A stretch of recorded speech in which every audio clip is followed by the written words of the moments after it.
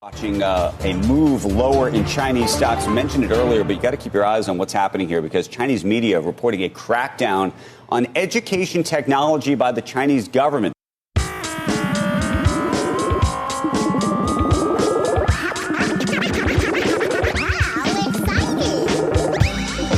Hi everyone, and welcome back to this next episode of the Edtech podcast, where we aim to improve the dialogue between ed and tech for better innovation and impact. This week we look at what happened to EdTech in China, covering regulations introduced earlier this year which are changing the way that online tutoring is conducted across China, and looking at what that means for the sector, learners and educators more generally. But before all that, a few EdTech notices. First up, as part of their commitment to support and nurture startups in the EdTech and future of workspace, Emerge Education, Europe's leading early-stage EdTech investor, are launching the Emerge Product Market Fit (PMF) Academy. Designed for early-stage founders who want to learn how to find product market fit and build their network, the Academy will deliver a programme of interactive seminars and office hours sessions led by a faculty comprising of operators from the world's top edtech companies, including Emeritus, Open Classrooms and Busuu. The programme is completely free. All participants need to do is invest their time and energy. For more details and to register your interest in the programme, go to pmf.academy.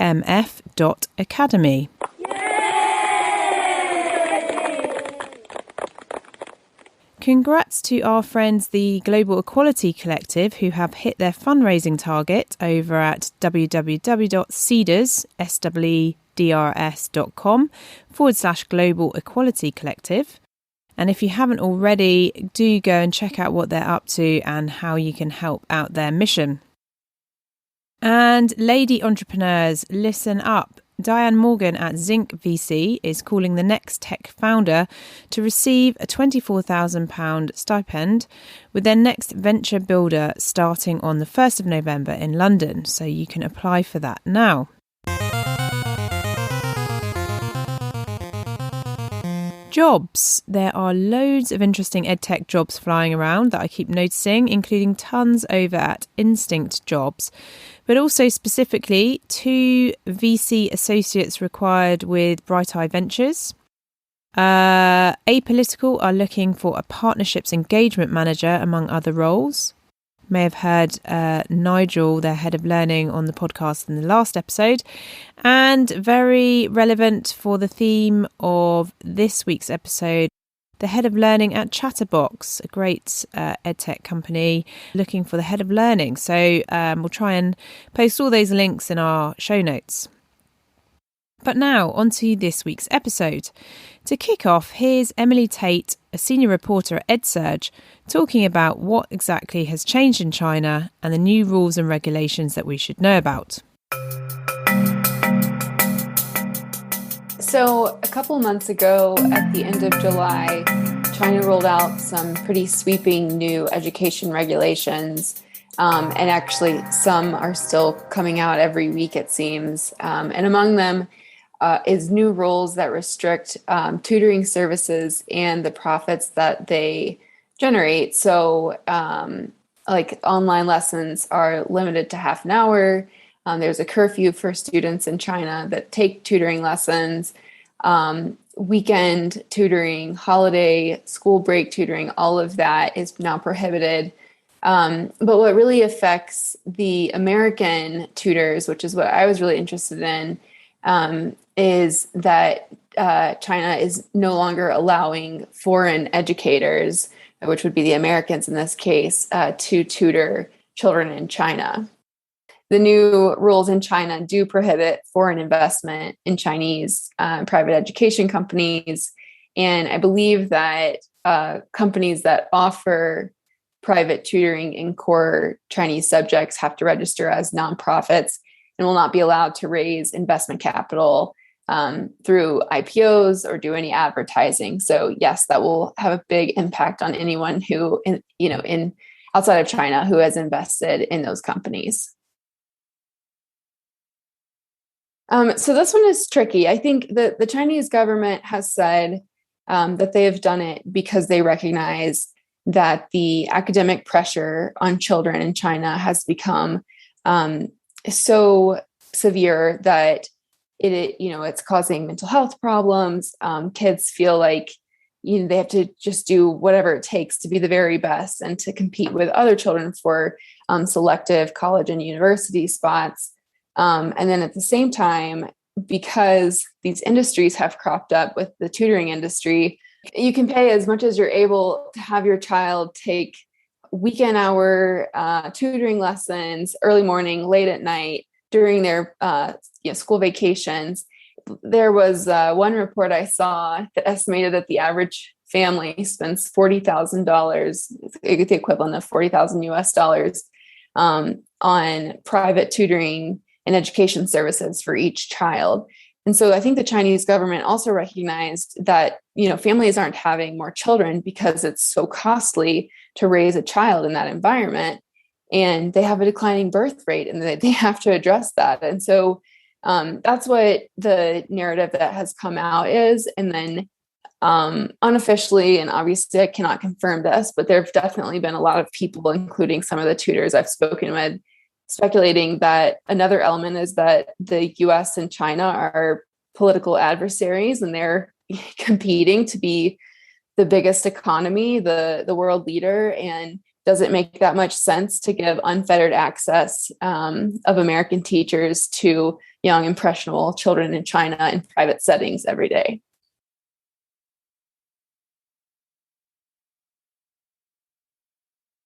So it's hard to have like a clear number around how many people this affects, both as in terms of families in China, but also the tutors in North America.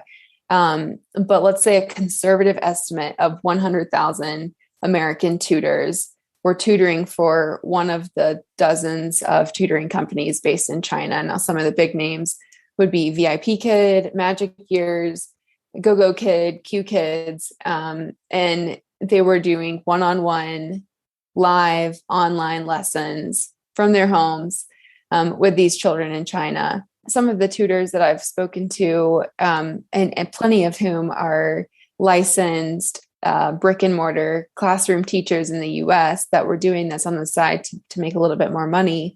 And then there are others who had turned it into a full-time job. But in those cases, they basically feel like it happened overnight. I mean, there was some indication that things would be changing, but I don't think really anyone expected it to be this severe, and definitely not this abrupt. So a lot of people, for one company in particular, GoGo Kid, they woke up one weekday to start their classes, which in the US would be about 3 a.m., 4 a.m., 5 a.m. is when they start teaching. And they had an email that's from the company saying, that's it, like pack it in. And their classes were gone from that day to every day forward. And it was just over. So on the one hand, there was, the loss of income, which is a huge impact to these tutors. Like I said, some of them use it to, for the classroom teachers I've talked to, they use it to help pay their credit card bills, their utility bills, buy their kids Christmas and birthday gifts. And then for others, like it is their sole income. It is their job. They transitioned out of an in-person job, 40 hours a week, to be able to do this and maybe spend more time with their kids or be a digital nomad and travel. But the other part of this that I think doesn't get that much attention is that they had real relationships with these kids. They had bonds with the parents and the children. They were in their homes. Yes, it was virtual, but it was intimate. They knew their pets' names. They knew when they broke their arm, they're really part of their life. And sometimes daily they would see them and meet with them. And so I think just kind of being shut out from those children's lives and not knowing how to connect with them, how to find them, if they would ever see them again, was its own kind of devastation.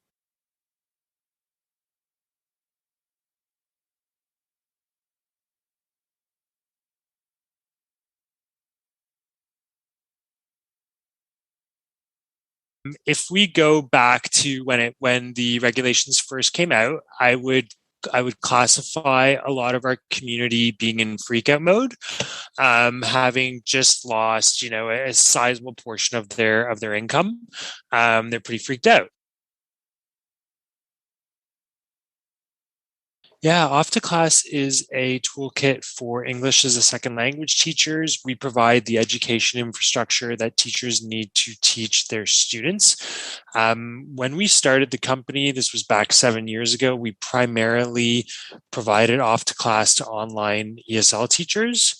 And as we've grown along the way, we've started working with a lot of school districts. We're really proud that today we have about 90 US school districts across the country using Off to Class as their education infrastructure. But because of where we came from, we've always been very, very active in the online ESL community.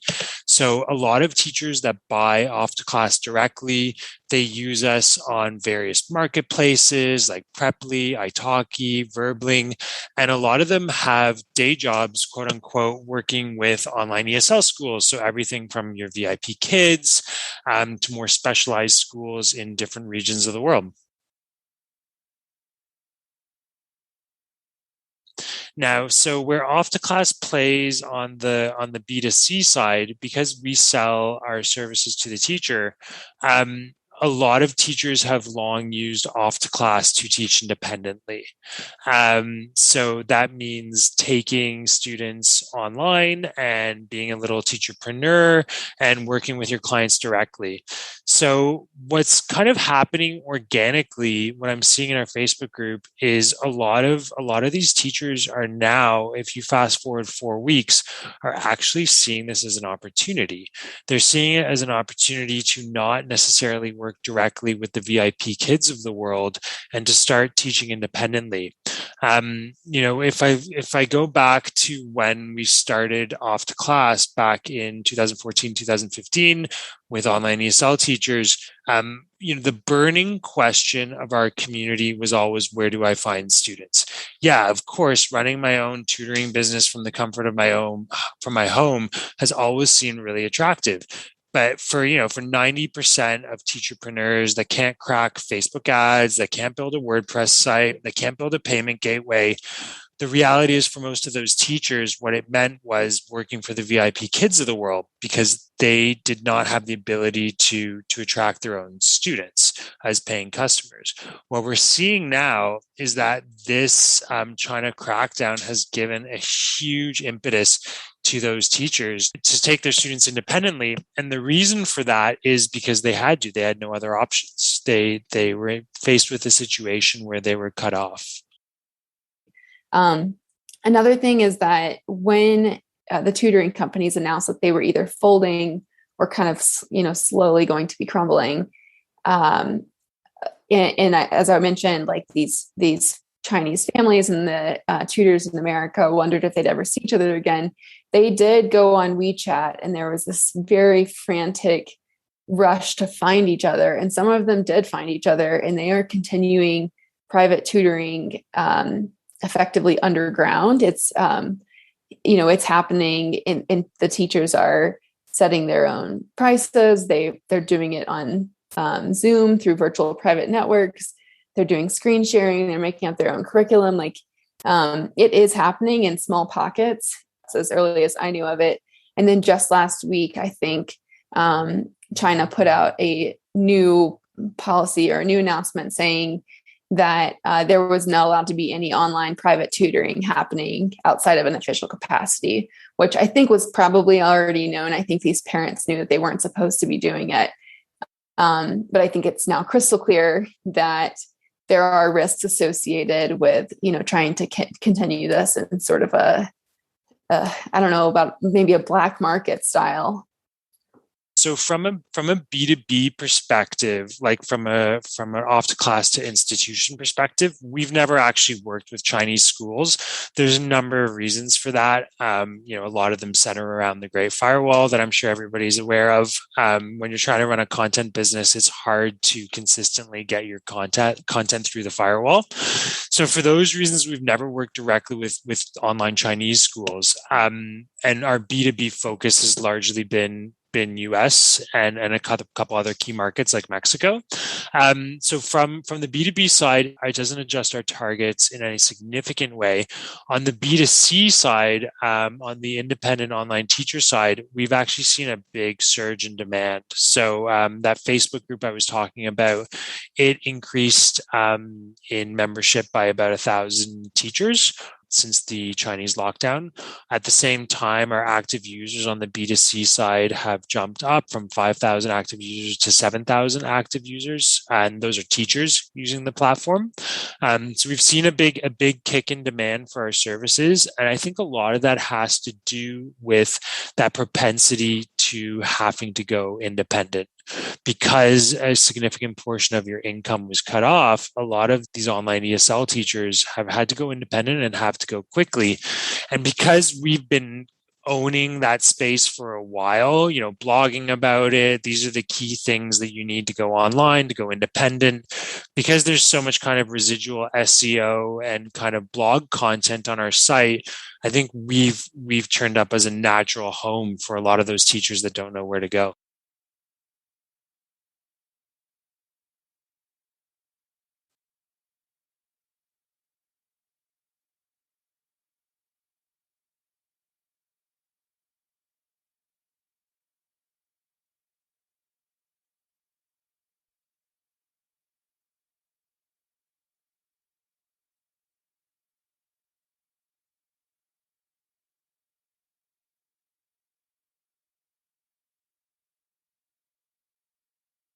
So I think that will be interesting to watch. Some of the companies have, so for example, GoGoKid has already shuttered. It no longer exists. I don't think that there are plans to revive it.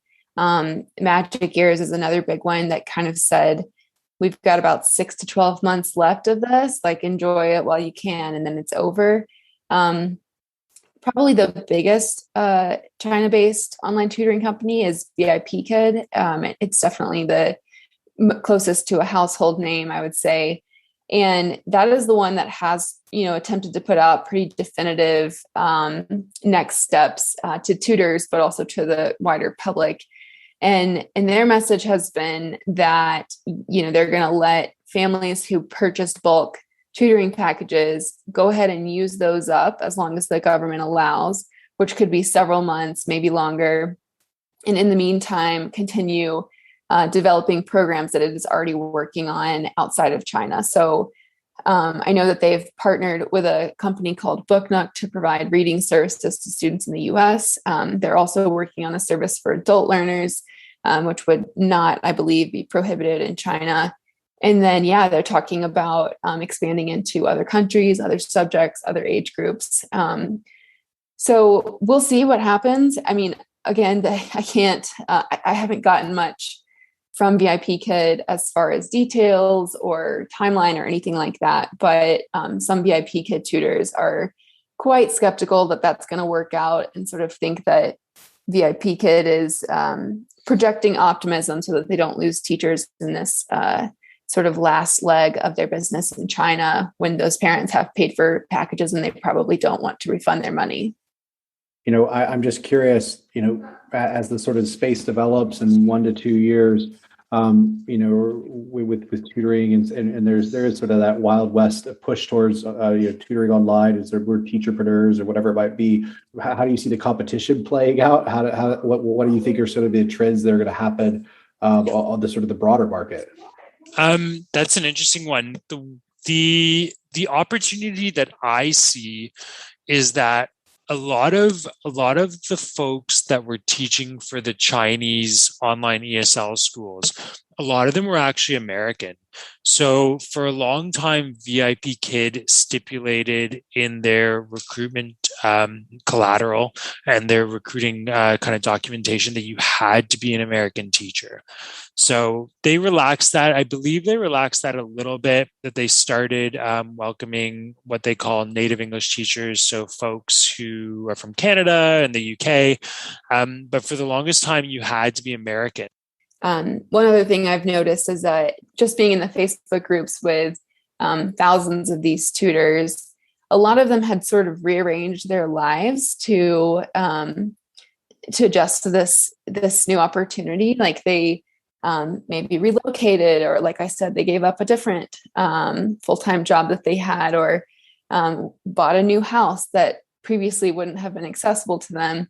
And now that that's appearing to slip through their fingers, they're doing whatever they can to sort of recreate that in a way that would allow them to still have access to those things. So I'm seeing a lot of people who are certainly holding on as long as they can. So whether it's 6 months or 9 months out, they want to be tutoring until the last class finishes. But I'm also seeing tutors try to make it work with other companies outside of China. So I know there's some in Russia and Eastern Europe and even some in the US. And that presents different challenges, because part of what worked so well for these tutors is that they got to wake up really early and get all of their teaching out of the way before their other jobs started, or before their kids wake up, or whatever the situation is. And so with the time zones, it's a little bit more challenging, but I do think that there is a real interest and demand to see this continue to work in some capacity, obviously a little bit altered. Now, through the pandemic, a lot of the districts that we work with have lost a lot of teachers. So a lot of U.S. school districts are finding it difficult right now to staff up across all subject areas, but particularly around English as a second language and working with English language learners. So I think there's a great opportunity to kind of quote unquote bring a lot of these teachers home and bring them back into working with English language learners in districts in the U.S. And about 10% of K-12 students in the U.S. right now are English language learners. So there's a huge demand now. A lot of these students have suffered disproportionately during the pandemic. So there's a great opportunity to bring a lot of that language acquisition capacity back stateside.